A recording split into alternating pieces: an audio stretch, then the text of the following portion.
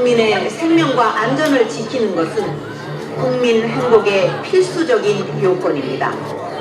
대한민국 어느 곳에서도 또는 그 누구라도 안심하고 살아갈 수 있는 안전한 사회를 만드는데 정부의 역량을 집중할 것입니다.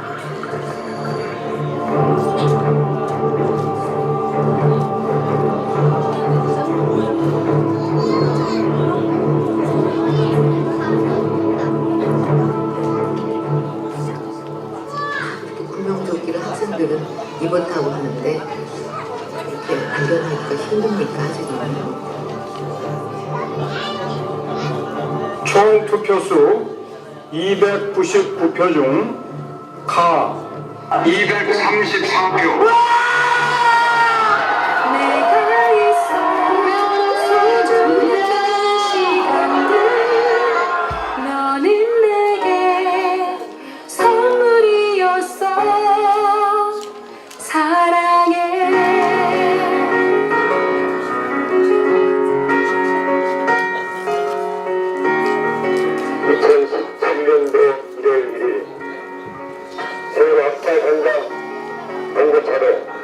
남아 계신 9분 세월호 진실과 함께 2017년도에 꼭 올라와 주십시오. 다녀오겠다는 너의 마지막 인사 다시 들을 수 있을 거란 생각에 아직 첫일 행복항에서 내 아들 준영이를 떠나보내고 돌아온 그 이후로 우리의 시계는 멈추었고 우리의 달력은 넘어가지 않았습니다. 그러니 저에게 첫일은 1000번의 4월 16일입니다. 피청구인 대통령 박근혜를 파면한다. 이 결정에는 세월호 참사와 관련하여 피청구인은 생명권 보호 의무를 위반하지는 않았지만 도대체 왜?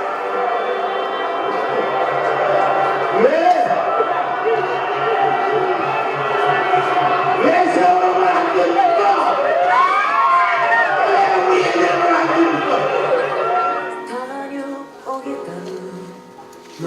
가운데 탑승한 박근혜 전 대통령입니다. 다시 들을 수 있을 거란 생각에 아직 보내지 못하면 언제 다시 올지 모르는 내 얘기에 밤무짓을 콩나미도 쏘쏘 내가 있어 소중했던 시간들 너는 내게 선물이었어 내가 있어 따스했던 순간들 내 맘속에 살았을 쉬어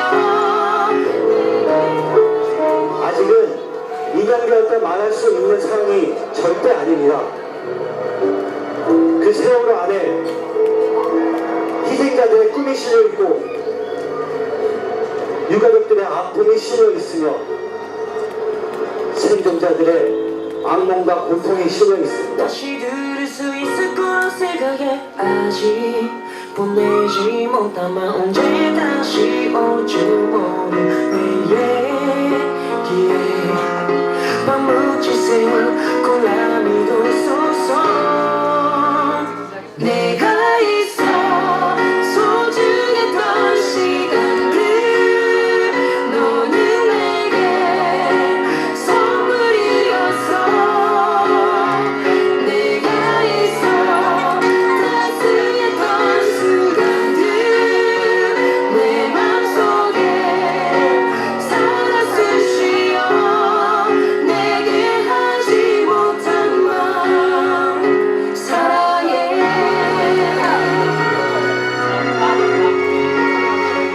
오늘 청와대 발표에 따르면 박 전 대통령에게 최초로 보고된 시점은 당초 알려진 오전 10시가 아니라 9시 30분이었습니다. 여전히 됐다는 너의 핸드폰 메시지 내가 들을 수 있을 거란 생각에 너의 이름을 부른다 아무것도 할 수 없는 내 가슴이 그저 기도할 수밖에 없었어. 박주민의원 등 44명이 발의한 사회적 참사의 집단 운영 및 안전사회 건설을 위한 특별법안에 대한 수정안은 가결되었음을 축하합니다.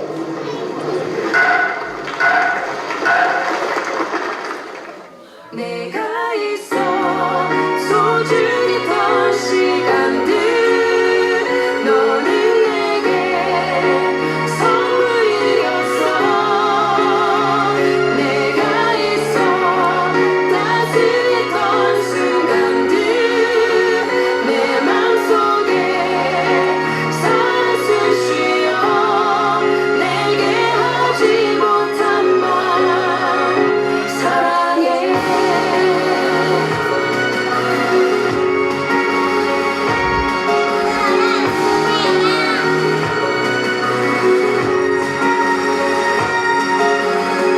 시린 눈물 속에 녹여주었던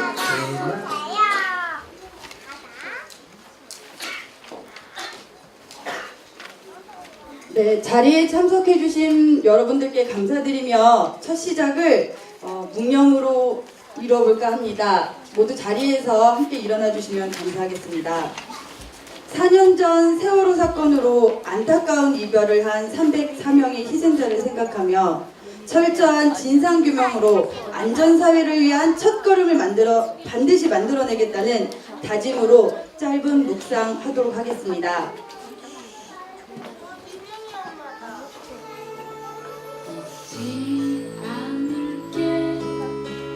잊지 않을게 절대로 잊지 않을게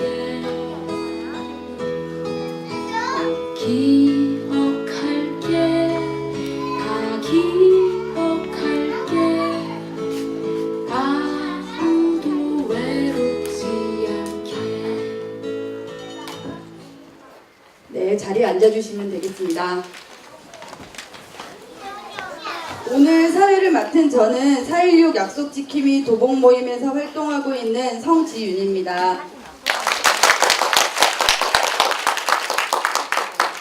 오늘 행사를 준비한 4.16 도봉 모임은 세월호 사건 이후 세월호 사건의 진상 규명을 위한 실천 활동을 하기 위해서 도봉구 주민들이 참여하여 만든 모임입니다.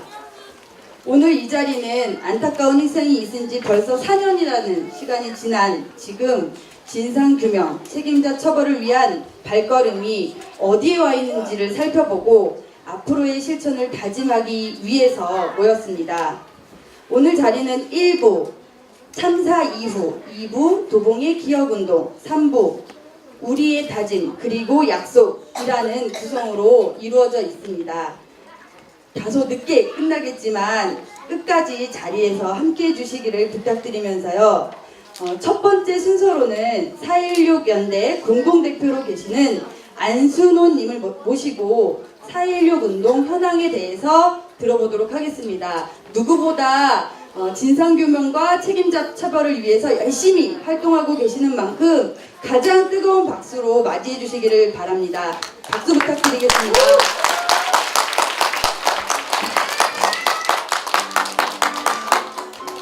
예, 안녕하세요. 이게 안 보이니까 되게 이상한데요.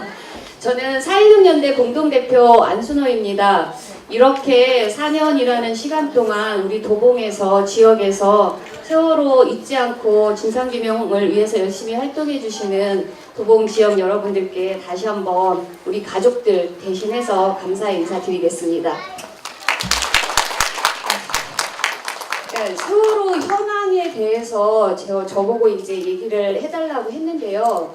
그러니까 몇 가지 이렇게 큰 굵직굵직한 것들 말씀을 좀 드려볼게요. 우선 생명안전공원이라고 이 피해자 지원법에 나와 있어요. 안산에 그 추모시설을 만들어주겠다. 그래서 지난 2월 20일 경에 제조길 안산시장이 안산의 화랑 유원지에 가족들이 원하는 방법대로 생명안전공원을 지어주겠다 이렇게 약속을 했거든요. 근데 이제 부지 선정이 됐고 가족들이 원하는 것은 뭐냐면 지금 아이들이 8군데로 흩어져 있어요. 그것을 이렇게 나고 자라서 뛰어놀던 곳에 한 군데에 모이게 해주고 싶은 마음이고, 그 생명안전공원을 생명과 또 안전의 그러한 그 아름다운 곳으로 만들어서 안산 시민과 또 우리나라 국민들한테 돌려주고자 하는데, 지금 안산에서는 혐오시설로 그 안산 이 기초 선거에 이제 6.13 지방선거에 나오는 그 딴 당 사람들은 납골 땅이라는 표현, 그리고 현수막에 해골 그림을 넣어서 지금 가족분들을 굉장히 힘들게 하고 있습니다. 그래서 생명안전공원이 그 무사히 이제 첫삽이 떠지고 제대로 지어질 때까지 또 우리 함께 해주시면 감사하겠고요. 그러니까 두 번째는 이제 선체조사위원회에 관한 얘기인데요. 지금 선체조사위원회에서는 목포신항에서는 세월호 선체 직립 작업이 진행되고 있습니다. 이 세월호 선체가 직립되는 게 중요한 이유는 우리 5분의 미수습자가 뼈 조각도 없이 연결식 치른 거 아시죠? 그래서 일단은 5분의 미수습자 최선을 다해서 수습을 하고, 그리고 이제 조사하지 못한 그 기관이 있어요, 부분이. 그곳이 이제 엔진, 기관실 같은 부분인데, 그 부분을 철저히 조사해서 침몰 원인을 밝혀내는 것, 그게 일단 선체조사위의 가장 중요한 목적인데, 지금 선체조사위원회 안에는 자유한국당 추천위원인 이동곤이라는 사람이 있는데, 그 사람이 그 4년 전에 세월호 침몰 침수 실험을 했었는데 그 사실을 조사 결과를 은폐했었어요. 은폐해서 이거를 언제 이제 네덜란드에서 우리 가족들하고 선체조사위원회 가서 수백 번 그 침몰 실험, 침수 실험하는 거 아실 거예요. 그 침몰하는 과정들을 가족들이 얼마나 이렇게 정말 참담한 마음으로 그걸 지켜봤겠어요. 근데 이제 이 안에는 그런 이동곤이라는 위원이 있어서 여전히 세월호 적폐 세력은 존재한다는 거예요. 그래서 이 세월호 적폐 세력은 또 어디에서도 볼 수 있냐면 특별조사위원회라고 있는데, 아까 여기 영상에서 보신 일정 중에 사회적 참사법 통과를 위해서 여러분들도 서명하시고 하셨을 텐데, 제2기 특조위가 이제 만들어져서 지금 출범을 앞두고 있거든요. 근데 그 안에 또 자유한국당 추천위원인 요즘에 핫한 사람이에요. 황전원이라는 인물인데, 지난번에 엊그제는 예은이 아빠 유경근 가족협의회 집행위원장님이 삭발까지 하셨어요. 그 사람 절대 특별조사위원회 받아들일 수 없다고. 그 사람은 어떤 인물이냐면 1기 특조위 때 비상임, 그 당시에는 새누리당 위원으로 비상임으로 들어왔다가 그 박근혜 7시간에 대해서 조사한다고 하니까 뛰쳐나갔던 사람이에요. 특조위 사퇴하겠다고. 또 그리고 이제 그때 국회의원 선거할 때 그 공천을 받기 위해서 또 나갔다가 다시 들어와서 특조위를 활동을 무력화시키고 진상규명 활동을 방해했던 그런 인물입니다. 그래서 특조위 안에 이러한 또 적폐 세력은 여전히 잔재하고 있고요. 특별조사위원회는 지금 시행령 그 규칙 만드는 거 하고 조사관을 이제 모집하려고 준비 중에 있고, 조사 개시 선언하기에 앞서서 지금 이제 제 조사 과제, 세월호에 관련해서 어떤 것들을 밝혀내야 하는지 이런 조사 과제들을 준비하는, 정리하는 그러한 작업들을 하고 있습니다. 그래서 특별조사위원회는 7월 말쯤에, 7월 중으로 조사 개시 선언을 할 거예요. 이 조사 개시 선언이 갖는 그 의미는 뭐냐면, 1기 특조위가 어정쩡하게 이 정부 청와대에 왜곡된 법 해석으로 활동 기간도 제대로 채우지 못하고 강제로 종료된 상태이기 때문에 이번에 그 통과된 법에서는 조사 개시 선언일로부터 2년까지 특별조사위원회가 활동을 할 수가 있어요. 근데 이제 아시다시피 특별조사위원회에는 강력한 권한이 있지는 않아요. 그렇기 때문에 우리가 또다시 이제 국민의힘을 좀 뒷받침해줘서 그분들이 제대로 진상규명을 할 수 있도록 해야 되는데, 이 특조위에서 제대로 진상규명을 어떤 부분들을 해줬으면 하고 이 굵직한 2가지 정도를 말씀드리면, 일단은 지난 일요일에 우리 MBC 뉴스하고 MBC에서 그 스트레이트 그거 보셨죠? 거기에서 보면 참사 당일날 구하지 않았다라고 그렇게 분명히 말을 해요. 근데 우리도 그렇게 알고 있잖아요. 그러니까 우리가 알고 있는 그 사실이 드러난 셈인데, 그러면 왜 구하지 않았는지 이거를 밝혀내야 되는 거잖아요. 그래서 특조위에서는 구하지 않은 이유, 그날 보면은 이제 가족들이 그렇게 말씀하세요. 구하려는 시도조차 하지 않았다고. 왜 그랬는지, 그리고 세월호가 왜 침몰했는지 밝혀내고 책임자를 좀 철저히 찾아낼 수 있도록 그것을 특조위에서 중점으로 이제 제대로 해주길 바라고 있고요. 특조위만의 힘으로는 부족하기 때문에 지난번에 박근혜 청와대 보고 문건이 7시간에 관한 보고 문건이 모두 조작이고 거짓이었다고 그렇게 검찰 발표가 있었죠. 그것처럼 검찰에서 전면적으로 좀 이렇게 특별 수사팀을 설치해서 제대로 수사해주기를 그렇게 공조해서 특조위와 그렇게 되기를 원하고 있습니다. 그래서 이제 세월호 진상규명은 이제 합동 연결식이 안산에서 치러질 거잖아요. 4월 16일 날 3시에 정부 합동 연결 추도식이라는 의미로 이제 치러질 거예요. 우리 세월호 가족 엄마 아빠들 상복을 준비를 다 하셨어요. 영정 사진을 들기 위해서. 그래서 이제 그게 끝이라는 그런 인식이 국민들한테 심어질까봐 굉장히 엄마들 지금 두려워하고 계시거든요. 근데 우리가 이제 알다시피 지난 정권까지는 진상규명을 방해하고 탄압했던 그러한 세력들하고만의 싸움이었고, 검찰의 조사 결과나 이런 발표를 보더라도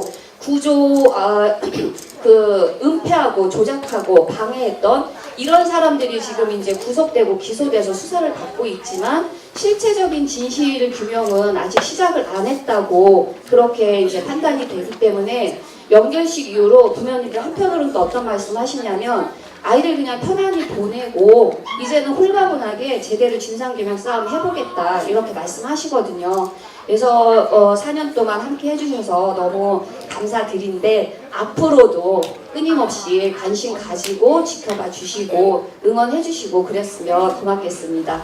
내일 광화문에 또 오시죠. 우리 그 도봉합창단. 제가 사회를 또 내일 볼 것 같은데 그때 기쁜 마음으로 다 같이 만났으면 좋겠습니다. 너무 감사합니다. 네, 다시 한번 큰 박수 부탁드립니다. 도봉 지역에서 세월호 학살 진상규명을 위해 활동하고 있는 김현석입니다. 반갑습니다. 4년 전인 2014년부터 현재 광화문 세월호 광장에 있는 그곳에서 유가족들과 같이 있었었고요. 일주기를 즈음을 해서 각 지역에서도 활동을 해야 되겠다라는 생각을 해서 도봉 지역에서 활동을 하기 시작했고, 매년 세월호 학살 즈음이 되면 같이 활동하고 있는 분들과 함께 이런 추모제를 시작을 했고요. 그래서 올해로 4주기 4번째의 추모제를 준비를 하고 있습니다. 저희가 그 매주마다 창동역에서 세월호 학살 진상규명을 위한 서명전을 진행을 했었고요. 특별히 이번 4주기를 맞이해서 도봉 추모의 달을 지난 3월 말에 선포식을 창동역에서 가졌습니다. 그 매주마다 한 가지씩 그 실천 행동을 하고 있으며, 주로 저희가 하는 일이 이번에는 나도 공작소라는 1인 리본 공작소를 운영을 해서 그분들이 직접 리본을 만들고 또 만든 리본을 주변 분들과 나누는, 그래서 도봉 국민들의 약 10% 정도가 4월 한 달 동안 세월호를 상징하는 리본이나 핀 버튼이나 배지를 착용할 수 있는 운동을 전개를 하고 있고요. 4년이라는 시간이 정말 엄청난 시간인데요. 304명의 목숨을 앗아간, 그것도 저는 학살이라고 정의를 내리고 있는데요. 그럼에도 불구하고 그것에 대한 진실이 단 하나도 밝혀진 것이 없다라는 것이죠. 얼마 전에 정말 기가 막힌 컨트롤 타워라는 대통령의 그 골든타임 7시간 동안 고작 대통령이 한 일은 최순실이라는 국정농단자와 더불어서, 그리고 문고리 3인방이라는 사람들과 더불어서 회의를 하고 머리를 손질하기 위해서 미용사를 부르고 그것도 이미 골든타임이 다 지난 중대본을 방문했다라는 그 사실 자체가 정말 너무 기가 막히고요. 그거 외에 밝혀진 진실이 하나도 없기 때문에 이번에 진상규명이 되지 않는다라면 또 다른 국가에 의한 국민적 학살이 다시 일어날 수가 있다고 판단돼요. 이런 일이 다시는 일어나면은 안 되겠다는 판단에 반드시 세월호 학살 진상규명은 밝혀져야 된다고 판단을 하고 있고 그래서 활동을 하고 있습니다. 지난 4년 동안 같이 함께 해주셔서 너무 고맙고요. 특히 이번에 추모 주간이 아닌 추모의 달을 선포를 해서 한 달 동안 일정이 되게 바쁘신데도 불구하고 함께 해주시고 별일의 아이들을 함께 기억해 주셔서 너무 고맙고요. 그리고 이 세월호 학살 진상규명이 밝혀지는 그날까지 함께 해주시리라고 믿습니다. 고맙습니다. 저도 이제 어느덧 50대 중반인데요. 정말로 우리가 가지고 있는 기득권이라는 것 자체가 어떻게 보면 아주 소소한 것들인데 그것들을 내려놓지를 못한다라면 내가 가지고 있는 기득권에 의해서 다른 사람들한테는 어마어마한 피해가 벌어진다라는 사실들을 익히 경험을 했기 때문에 우리 기성세대들은 우리가 가지고 있는 기득권을 내려놔야 하고요.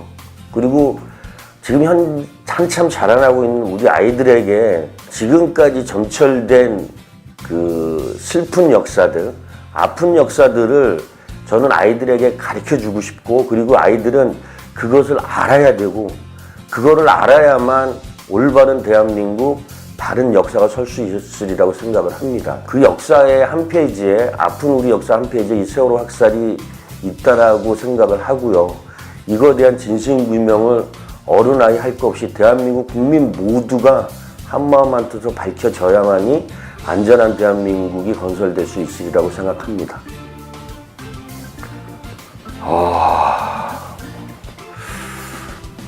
기억하고 싶지 않은 단어인데요.